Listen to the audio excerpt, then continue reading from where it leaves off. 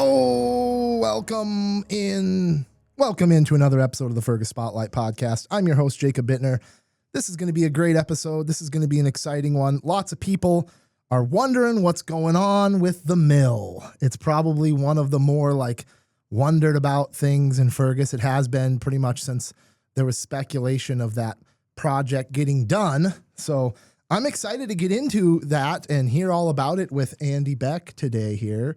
Second time. Actually, you've been on the show multiple times at this point now. So welcome back. Hey, thanks for having me. Yeah. So I'm excited to get into all of it. I'm really excited to hear, how you got connected to this project, because that's an interesting thing. Obviously, you have a background. You brewed beer, but you're like a genius. I mean, you could do anything was kind of always my thought with you. So I'm interested in how you got connected to the project. We'll talk about that. Talk about the history. Obviously, there's so much history in that, so we're probably going to spend a lot of time talking about the history of it all, and then just see where else we get into this, and hopefully uncover what this is going to look like to have this cool, unique, historical hotel in downtown Fergus Falls. So before we get started here, I do have a few sponsors to thank. Stumbeano's Coffee, great coffee. If you get a chance, if you haven't tried Stumbeano's coffee, you can get it at a lot of places in town. Pick up a bag at Service Food. Stumbeano's is definitely great. Atlas Outdoor Services, Outstate Brewing Company, Victor Lundeen's, Fergus Home and Hardware, Liberty Business Systems, Wayne Schuett with Century 21 Atwood, Dr. Zack Chiropractic, and Elks Point Bar and Grill. So shout out to all the businesses that support the show. Appreciate your support, and go support those businesses. So all right, Andy, before we get into the mill, that'll be like this bulk of this conversation here. I'm curious, and maybe this is a good opportunity for you to kind of catch the people up on. Last time we talked to you on the show was at the craft beer tour, Fergus Falls. That delicious. What was that? That s'mores or whatever that was? Yep, the s'more stout. Oh, that was so good. And I'll never have it again. I'll never get to have it again, unfortunately. That's all right. But do you want to talk about that a little bit? Just talk about, and you don't have to get into how things went down at the end, or, we'll all try to get the guys from ABC Brewing on at some point to hear their story. But just if you want to reflect on that period of being a part of Fergus Brewing, having a brewery in your hometown, what was that? I mean, what was that like? It was a great experience. I mean, I never expected to be able to be the head brewer, especially in my hometown. I mean, I was able to come back and really bring some of that outside experience to a town that I love. I grew up here, so I wanted to bring something new back to Fergus, and I was able to do that. It didn't end the way we expected it to, but I mean, we still had a lot of good times along the way. I wouldn't change that for the world. I think we were able to connect with a lot of people that maybe not have found their third place in town. So it was a nice opportunity to do that, and it was cool to be able to do it with family. So overall, a really good experience. Yeah. On the way out of that, just curious about some of the beers. Obviously, the Diner Days award-winning, really, really, really popular beer.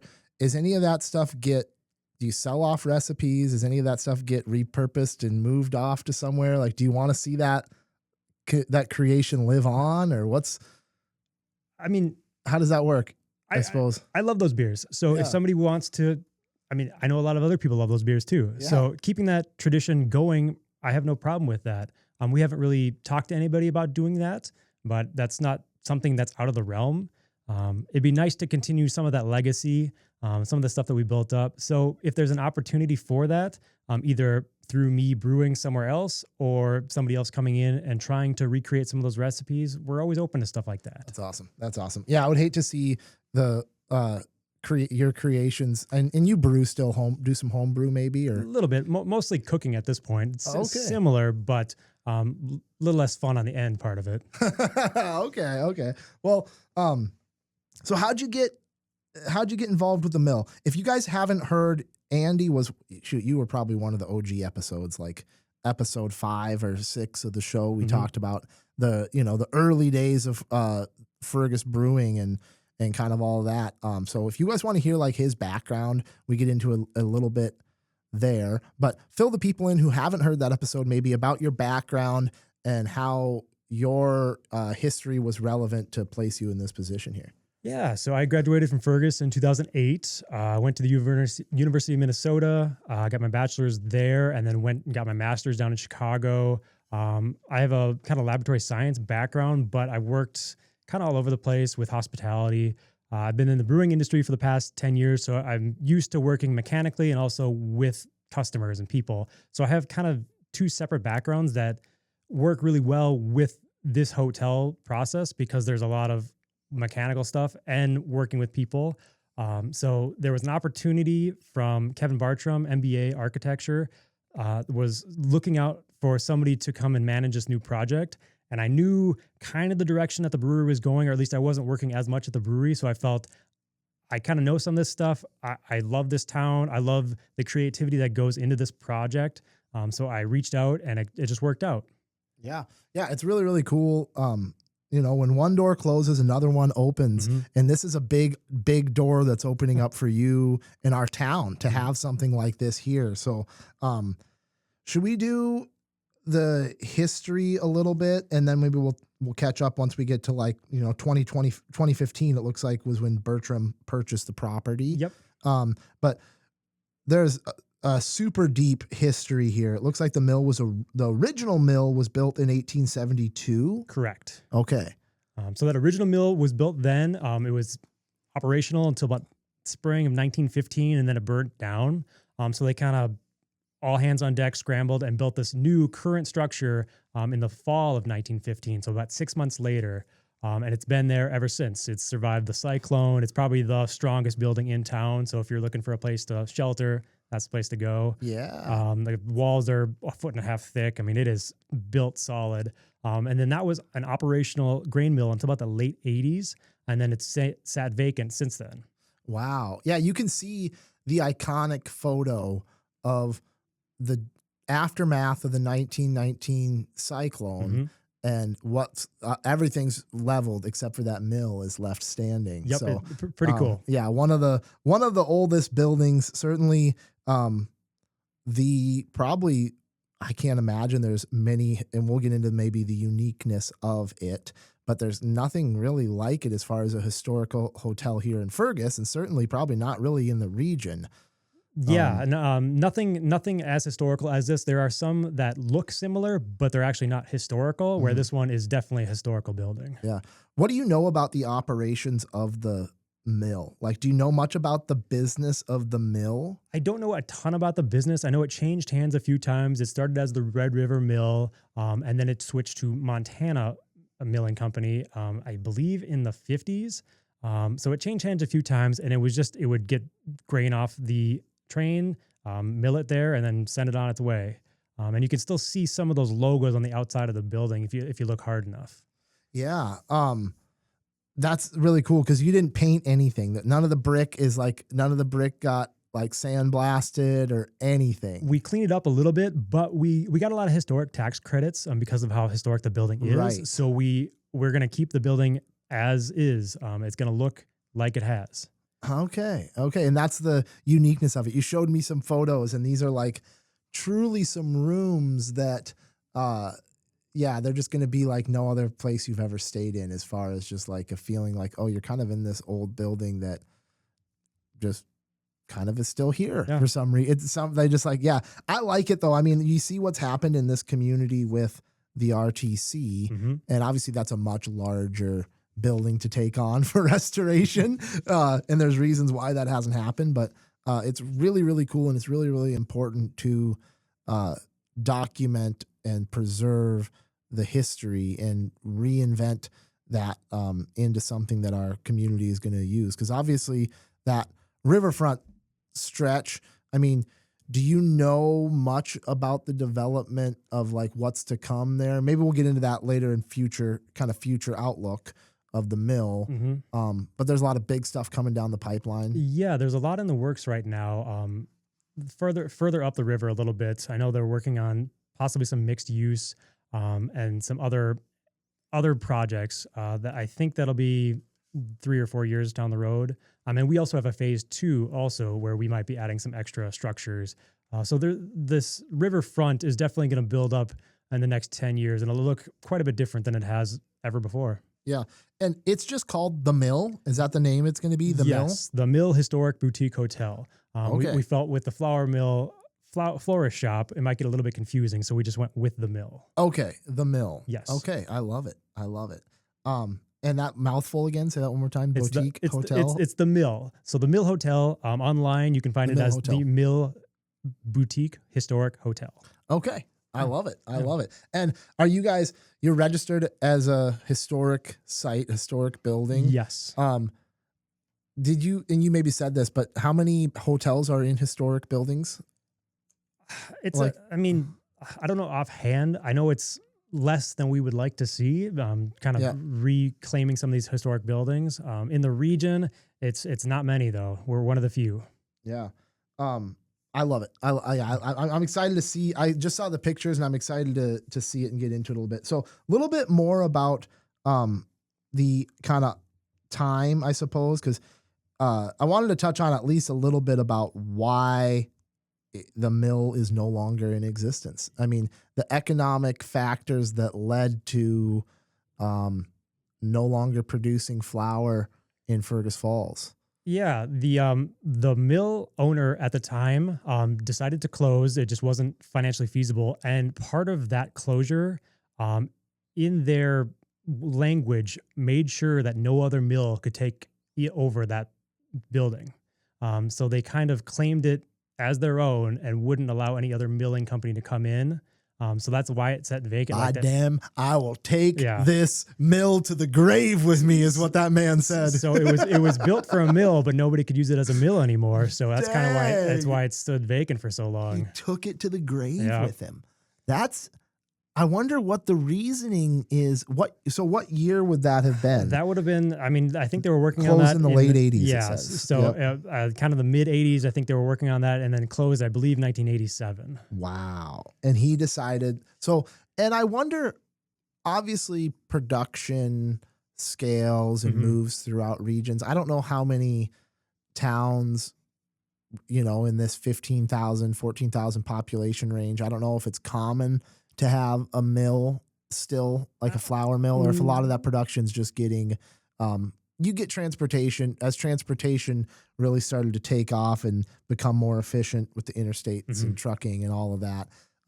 You had less and less production in small towns. So. Exactly. Even in Minneapolis had several mills that no longer exist anymore, just because things technologically got so much more advanced that these old buildings just couldn't keep up with the demand and the efficiency that new ones had. Yeah. It says here that, so Kevin bought the property in 2015. Have you talked with him much about how long this project's been on his mind or his radar? I mean, he's always on the outlook for new projects like this. I mean, he has several in Fargo and Moorhead. He had done the nurses' cottages at the RTC. So he's done a lot of these historic buildings. So whenever he sees a good opportunity like this, he reaches out. He bought this in 2015, and he just had more projects just keep kind of piling up. And he was never quite sure what to do with this one. He loved it, but he wasn't quite set on exactly what to do. He originally was going to be an apartment building, but the economics on that didn't quite fit what he was trying to do. So decided on a hotel. And then about 2 years ago, they actually started construction, going in there and looking to see structurally how it looked. They found a bunch of grain still in all the grain bins. I mean, it was pretty gnarly. Grain from the 80s. Yep. So it just those 2 years it's taken them just to kind of clean it out and just reconfigure how they needed it to be. So it's been a long process of the engineering took several years, and then the actual working and cleaning up has been another 2 years. Dang. It's an expensive project here. Yes. It says, yes. What did you say? Your best business advice when you came on the show the first time is everything takes twice as long and 3 times as much money, or something like that. But estimated 5.2 according to ChatGPT. Yep. And you probably know numbers that ChatGPT doesn't know, but estimated 5.2 million total project cost. And then there's some funding. Obviously there's some private funding, but there's a lot of other funding that comes into play here. You have the 1.2 million, it says, in state and federal historic tax credits. It says $130,000 Minnesota deed redevelopment grant. Do you know anything about that? Okay. Yep. And then it says they were approved for TIF tax increment financing it says November of 2021. I don't know if that would have tracked, if that's the right date or not, but you have TIF financing as well that is going to allow you guys to defer some of the costs that you would have incurred in property taxes right away. That won't kick in probably for 15 years. Yes. So the TIF is something that the city can give to businesses to help kind of economically boost them a little bit. So we've gotten a lot of public money coming in, and then the MBA Architecture, Kevin's firm, has kicked in quite a bit as well, because we're a little bit over that 5.5 right now, just a tad. But I mean, it's a big project with a lot of moving parts. So we've put quite a bit of money into this. Yeah. Do you want to, and he might not want you talking about him, but care to share? I mean, there's a lot of public information about Kevin as well, but do you want to touch a little bit more on his history? And he's a developer. I mean, this is what he does. Yeah. So he's a super interesting guy. He has developed a lot of these interesting buildings. So the Bruhalla Drecker building is one of his projects, along with a few other of those old armory building in Moorhead, a few things like that. So he's been in the business for a long time. And he loves these old projects, and he loves a challenge. He says this is the most challenging building he's ever worked with. And he's been in the business for 40 plus years. So it's nice to be a part of that. Yeah. But yeah, he's very open and likes to see these kind of old buildings be reconfigured and reconstituted to give them new life. Because I mean, you can build a new building pretty easily, but to retrofit something and make that puzzle work definitely gives them something to kind of shoot for. Yeah, it's one thing to build a new building and develop a new project. It's a whole nother thing to look at something like a historic building, a building that's over 100 years old, and be like, yeah, I'm going to take this on. Like, it takes a special kind of person, probably a very unique breed of person to take on projects like this. So I've mentioned it before in previous episodes, but super thankful that someone who isn't living in Fergus is willing to invest in our community and sees opportunity here in our community. That's how things happen, right? You have the private investment, you get some public investment in the Speece Park and splash pad that kind of makes that project more feasible, or like, okay, this has to happen now that this is here. It all just kind of works together. When you invest in your city, people are willing to come in and invest money in your city. Yeah, definitely. I mean, there's exciting stuff happening in Fergus. Yeah. I mean, some might not agree, but I mean, things are happening, and outside people are starting to notice that and bring some of that money to town and kind of develop some of this stuff, which is cool. And I mean, it's important for people to know. I didn't know what tax increment financing was until I did my city council run and was kind of forced to learn about some of this stuff.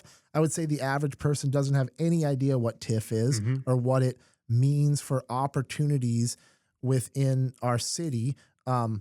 There's a lot of things that communities can do, tax increment financing being one of them, to make it easier for people to start businesses and invest in their community. That, like I said, it is going to defer your guys' whatever the increase in property taxes that would have happened as a result of this project, it's going to delay those for 15 years, and then that's going to kick in. So you're literally not losing out on any money. And then the money that's saved has to be reinvested back into that project. So it's not just like the developers walking off with loads of cash because of this TIF. Obviously, it saves them money, and it incentivizes them to invest in our community. But there's a bunch of things going on, and I'm never afraid to get political on my show, but I think it's really important that the people get educated on that stuff, especially with what's going on with our city not wanting to spend money anywhere right now. And I think there's a lot of, like, TIF is one of the really creative ways. It's kind of, in my opinion, I don't see a bad side to doing it, to like doing it very liberally. Like, I don't see a downside to that, because I feel like if people are willing to invest in our community, you should be willing to cut them that break. But thoughts on that, as far as, like, I mean, you've obviously been a part of seeing the Fergus Brewing business open and close. You're part of this big project now, but just overall thoughts of development in Fergus, and you can skirt around the political side of that if you want, but like, what is it that is good? What is it that's challenging about developing in Fergus? I mean, Fergus historically has kind of been status quo. So getting over the mindset of things can change and that's all right is probably the biggest challenge, I think. But I mean, there's a lot of good minds in town right now. I mean, people that have creativeness to them and want to develop things. I think we've got a good infrastructure to kind of bring these things to fruition. So I'm excited for what can happen, whether it does or not, out of my hands. But I think with all the things being built up, we're making it more family friendly, investing in getting families in here, which helps everybody.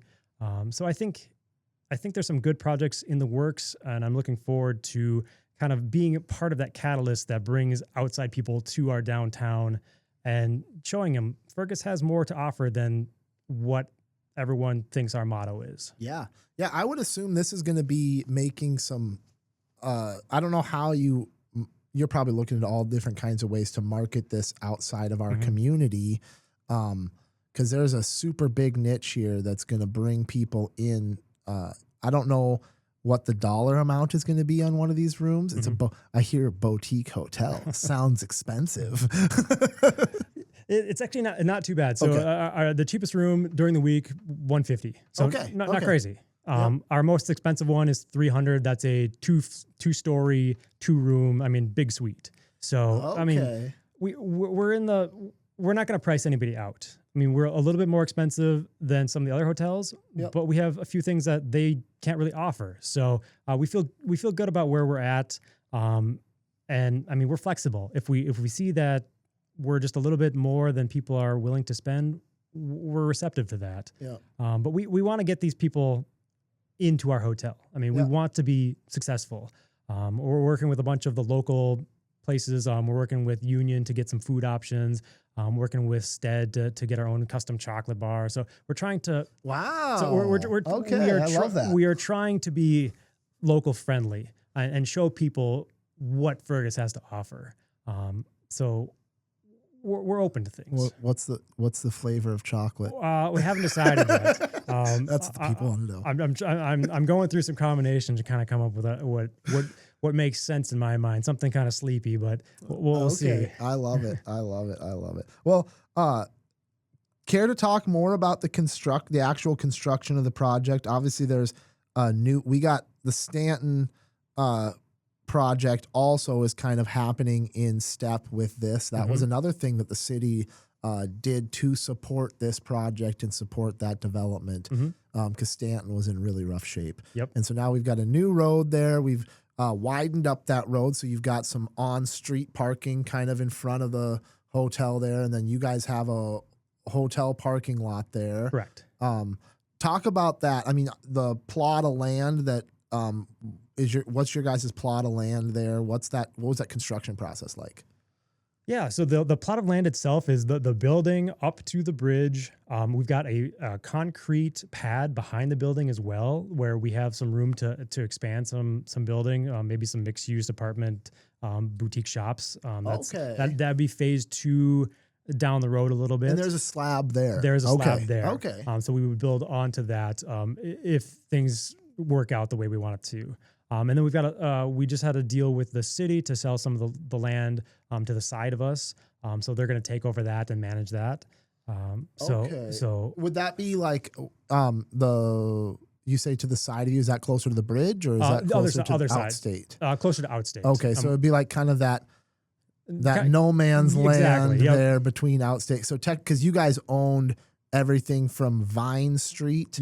To the bridge. That's all part of that lot. Yeah, there's a few kind of random spots where we didn't own, but the majority of it was us. Yeah, and we talked about this a little bit about the parking is an absolute mess. I mean, everybody who goes to Outstate knows that the parking lot is a mess sometimes, especially when it's wet and rainy. So it sounds like I don't know what the city's going to do with it. I don't know what's going to. So they're going to take on some of that land, or can you talk about the parking situation a little bit there? I mean, Outstate owns some of that land, so the city won't touch that, but they might do some work on what Vine Street is, or what little they own there. Because technically, Vine Street runs all the way up to like where the Outstate sign is, sort of like it kind of goes like past Otter Tail Glass up to Outstate. That's technically a city street there. Mm-hmm. So I know that Outstate's always fighting people to not park in the middle of Vine Street, because technically Vine Street runs through up into there. And so I'm interested. It's necessary. It's absolutely a necessary part of the future. And I think that there's some bigger things in the works as far as the riverfront plans. I still hope that those things are moving forward. I hope that they're not going to be put on the back burner, because seeing things like the bike path go through there up to the dairy property, and then potentially, they're talking about potentially connecting it up to Maplewood, and Speece Park connecting to the other side of the trail, the Central Lakes Trail as well, and bringing bike traffic through there. That's going to be, that's the ultimate future there at the hotel. And I can see how the brewery and some shops in the hotel and maybe a little restaurant or something in there could really all play into transforming downtown Fergus Falls. Definitely. Absolutely. Look, we fast forward 5, 10, 15 years from now, and I think things are going to look a lot different down there. Yep. But anything else? Do you have like a biggest like challenge, like anything that like surprised you the most, or biggest challenge that came up in this process since maybe that Kevin had, or that since you've taken over and been a part of it? I think, the roof was less than solid, so every time it rained, it would flood the basement. So that was a fun surprise. If we were working originally, when we were working in there, every time it rained, you'd have 4 or 5 inches of water in the basement. So getting that fixed was a big improvement. But it's these old buildings, so every few days you find something you didn't expect. All this concrete work, how thick the rebar they used. They needed that thing up fast, so they used some thick rebar. So that was really interesting. But it's kind of, you go in there expecting to be surprised, and it is surprising. Yeah, and overall, super minimalistic. Yes.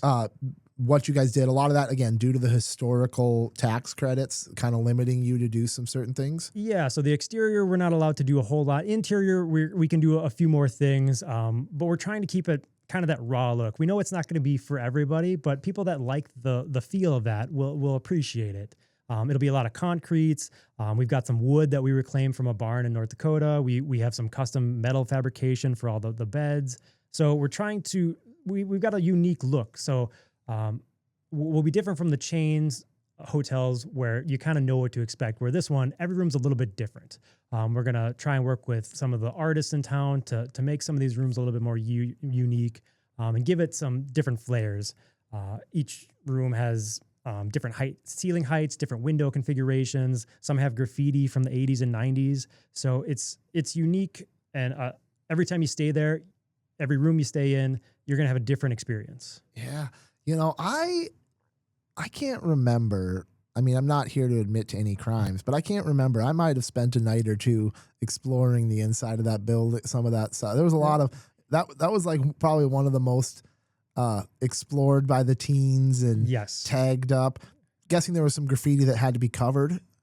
Not as much as you think. Really? Some of it was, but a lot of it was just kind of nonsense.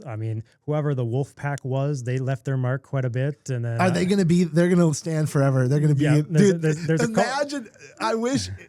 Shout out to whoever you are. Imagine being a kid tagging up the inside of a old building, and then the building gets restored, and they leave your graffiti there forever. Yep. That's cool. That's a really cool.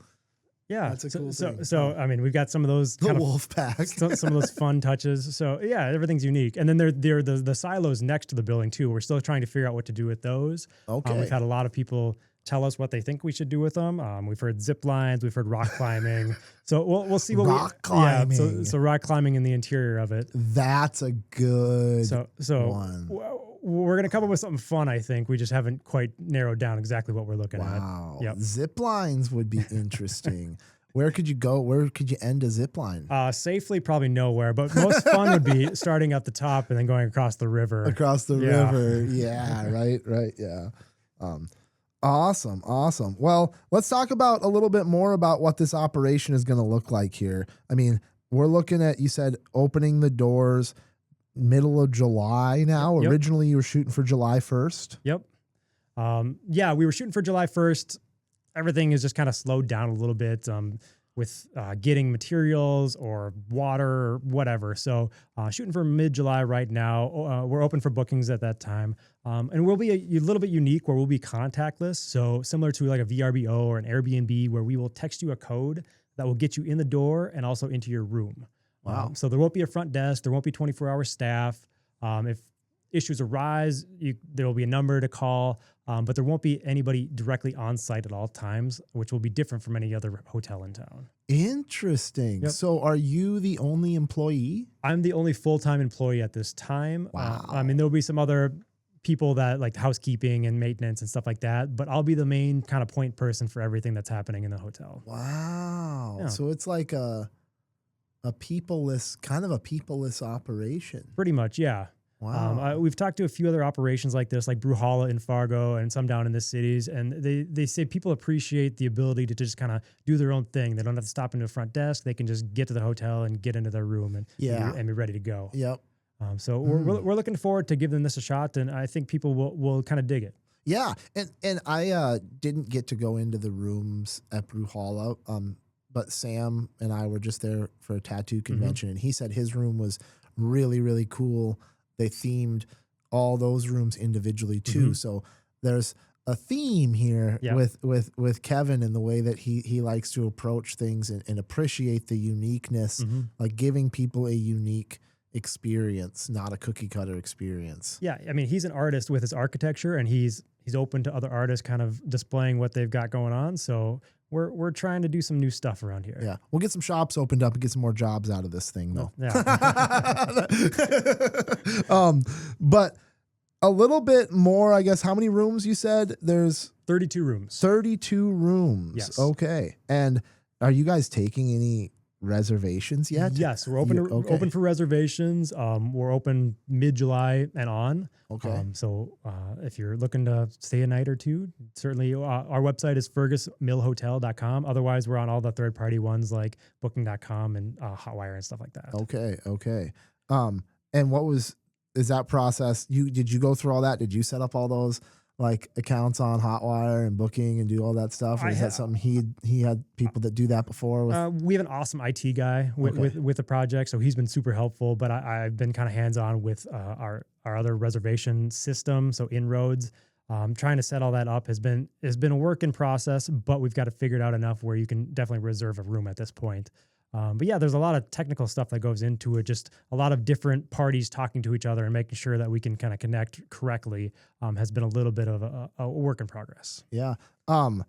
Do you guys have like a grand opening thing planned, or is it just going to kind of be for the guests and a soft opening thing? It kind of depends on when we can open. So I would like to do some public stuff just to get people in there. A lot of people, I mean, it's open secret. I mean, people see the new windows, they see the lights, but they don't really know what's happening. So being able to get some more public people in there would be fun. I've been doing tours for the past month, just getting different parties in there. So if we have some time where we don't have any guests booked, but we have something to show, I would definitely be open to having some public people and just try and spread the word a little bit. Yeah, absolutely. I mean, you can do so much with a virtual tour and a Facebook video and all that. Are you guys on that social media? Are you on the social medias? Yeah, so we're on Facebook and Instagram, YouTube, and Pinterest. So a couple different platforms. We're not super active yet just because we don't have a ton of pretty things to show. But once we get going,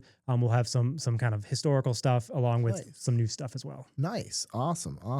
Well, we've got about 15 minutes or so left on our KBRF hour here. So I want to spend a little bit of more time kind of talking about the development, like the next phase of development. Mm-hmm. You mentioned some shops. We can maybe, I don't know if you know more about the riverfront development or anything. I speculate on all that stuff, but I don't know anything about anything. And then like maybe touch on a little bit more about like those partnerships within our community. Yeah. So as far as partnerships, I've been talking to all the really cool businesses in town, basically. So Stumbeano's, working with them, trying to come up with some game plans for getting their coffee into all the rooms. Soapworks, trying to come up with cool ways to have their soaps in our place. Cool. So without the chain aspect to us, we can do some more local things. And I mean, coming from the brewing side, I love being able to collaborate with different people. So it might be a little bit unique to the hotel aspect, but I love Fergus. So being able to connect with all these different people makes it special for us. So we're looking forward to stuff like that. Yeah, that's really cool. So you're going to get a little like a taste of Fergus Falls or like an experience of Fergus Falls in this thing too. Yeah. Very cool. Very, very, very cool. So, and as far as your guys' next phase of development, this is obviously the initial phase. I assume that there's with a developer like him, I'm sure there's probably multiple phases of planning. Yeah, there's a phase 2 that we've talked about doing. He's got several projects in the works basically at all times. So once this is complete, he's going to focus more on the Fargo-Moorhead region, get some of those projects done, and then eventually come back to this area and kind of complete that phase 2, hoping to do some more long-term apartment style residencies and then some kind of boutique shops on the first floor. That may change in the time being, but that's kind of the hope right now is to develop that land a little bit to more shopping from the hotel part of it. Nice. Yeah. And talks of food or drink or anything? Not at this time. We've got some room to be able to build into that, but right now we're really focused on just getting the hotel open and operational. In the basement, we've got some space for meeting spaces and a fitness center, but that'll be kind of down the road a little bit, a few months from now, and maybe working with some restaurants and stuff, but nothing is set in stone at this time. Yeah, and the Riverfront project, obviously, you're married to someone who knows probably a thing or two about the development of our city. Mm-hmm. So you can, share. I'd love to hear what you, I don't know if there probably any secrets or not, but like, Clara probably doesn't know what's going on sometimes because she works for the city council. Yeah. So, but talk about that a little bit, what you do know about the Riverfront development there and how that's going to affect you guys. And the surrounding businesses. You got Outstate there, you got Service Food there, you got a bunch of businesses kind of that have popped up and really grown as a result of Speece Park being developed. So next phase of that as far as outside of your control, do you have any? I know a little bit. She tells me some things. I know there's a lot of interest in the area. I know people have different opinions on what should happen to that. But they've got a lot of interesting ideas. Trying to develop that area. I know they're running into some issues with like the railroad crossing. Is kind of a big hurdle right now. But if they've got plenty of room to grow down there. So I think they have a plan in place. Hopefully they can kind of find the right people to build it up. Yeah. But I think there is a chance that Riverfront will compete with some of the other areas in the area, or some of the other cities in the area, for drawing people. Like you've got Detroit Lake, or you got the lake in Alexandria. We've got that river, so we can make that a good place for people to come and congregate and make it our own. Absolutely. I feel like there's so much more potential for the river Mhm. than what you have when you come through. You get like a little tiny lake when you come through the town of Alec, and then Mhm. obviously outside of town there's more. But like the river and the path along the river, like there's just so much potential Mhm. for that. I think that it could really be one of the most beautiful. It already is Mhm. kind of for what it is. I mean, I walked the path underneath Spees Park the other day, and I was like, this is really a beautiful town. Like it's a beautiful area. So yeah, hopefully we continue to get investments in that, and I think we will. I think obviously there's a lot of things that are costing our town money, Mhm. and there's a lot of focus on cutting costs and that. But it's important certainly for further down the road Mhm. to have things like this. So And there's a renewed focus on the river. I mean, for a long time, there was focus on other parts of town where now it's kind of coming back to the river and realizing what an important opportunity that is. right. So I think that's now that people are really focused on developing that, I think we'll get the right people in here to actually make it happen. Yeah, I mean, we used to have one of the biggest barefoot Mhm. water skiing competitions right there on that little stretch just past where you guys are at there, and it's I believe, like, you know, I see events like out in Colorado, they have their you know, the kayaks and stuff on the rivers Mhm. and stuff like that. Like, I don't know to what extent you could do something like that in that downtown stretch of Fergus, but there's all kinds of activities you could do with that river. And there is a new, so Visit Fergus Falls. I don't know if you're familiar with them. Yeah. So they just hired somebody to start doing some of those sales calls, trying to get some of those events back into town that were happening before. So there is people trying to make a difference and get some of that stuff back. Yeah. So hopefully we'll start seeing a little bit more of those events happening in the future. Yeah. What else do you feel like we need to talk about here regarding the project? Frequently asked questions. Did we touch on it? Like, have you had a theme with people asking you questions? Most people just don't believe it's actually happening. I mean, Right. people that have lived here have walked by it forever and not realized it was there or that something would actually happen. Most people just don't believe anybody would take on that project. So getting them to actually believe that there's something happening has been the most frequent question. Yeah. And overall hotel industry, I mean, when you plan a project like this starting basically 2015 or even probably before he purchased the property, you can't predict where the economy is going to be or where the tourism levels are going to be at. Overall health of the hotel industry, do you know where that's at right now? Well, I think Fergus is a bit of an outlier. So I sit with a lot of the other hotel people in town, and we are actually trending up a little bit compared to some of the other areas in the state. We don't see quite as much fluctuation with like the Canadian tourism. So we're not getting hit by that as much. And we're trending in the right direction. We are increasing, if not flat, where other parts are starting to drop. And we're not like Las Vegas, which is down quite a bit, or Florida or Arizona, which are getting hit quite a bit. So we're confident that even though things are not exactly where we had hoped it would be 10 years ago, we still feel strongly that people will come and stay there.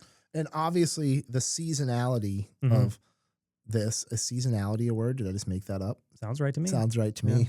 Sounds perfect. It's a great word. It's the best word. But the reality of every business in Fergus Falls takes a hit for the most part and has to plan for the winter, the long, cold winter. Certainly the tourism industry takes the biggest hit of all. So do you have plans for adjusted operations, anything to try to stir up business in the winter when it's going to be predictably slower? We'll probably try and do a few things. Right now we're expecting January and February to be a little bit slower. It's just slow in Fergus, but we haven't quite settled on exactly what we want to look at doing. I mean, as a hotel, we're kind of limited on what kind of events we can host. So kind of relying on other people in town to bring the people in, and we'll just host them for them. But like in December, we'll be right by the river for Over the River Festival. So you'll have Right. you'll have the best view of fireworks in town. Oh yeah. So we've got some opportunity there to kind of capitalize on some of those different events that are happening outside of the real slow times of the year. Yeah. Do you guys have space for events, or like if someone wanted to come and take over the mill and do a small event? Like I know Brewhalla obviously is an event center, but have you guys thought about that, or do you have space for that? It would have to be the right fit. Our space is pretty limited, but we're open to anything. So if a group were to come to me and see if they could do something there, we'd discuss it. We would look at making a way for it to happen. If it doesn't, we can kind of lead them in the right direction, but we'd be happy to kind of look at different opportunities. Yep. The open space part of it isn't huge, but it might fit. So Outdoor. Yeah. I mean, obviously there's you have like you said, you from Vine to the bridge there. Yep. That's your guys' space. I know Outstate has done parking lot events there with Rumble on the River.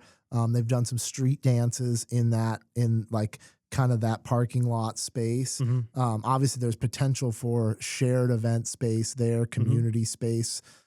Certainly like I said, do you know what part of that the city purchased? How much of that land? I don't exactly know how much of it they purchased. I just know there was something that got settled a few weeks ago. Just a few weeks ago. Yep. Okay. Interesting. I'll have to, I don't want to look at anything related to the city council, but I might just have to. But, well, Andy, this is really cool. This is obviously one of the biggest developments we've had in Fergus Falls as far as a building goes that I can remember. You know, obviously we did they had the cottages, which is not operational now, or I mean, I don't know if the cottages is still operational. I don't know. Last I heard, I didn't know if they were operational up there.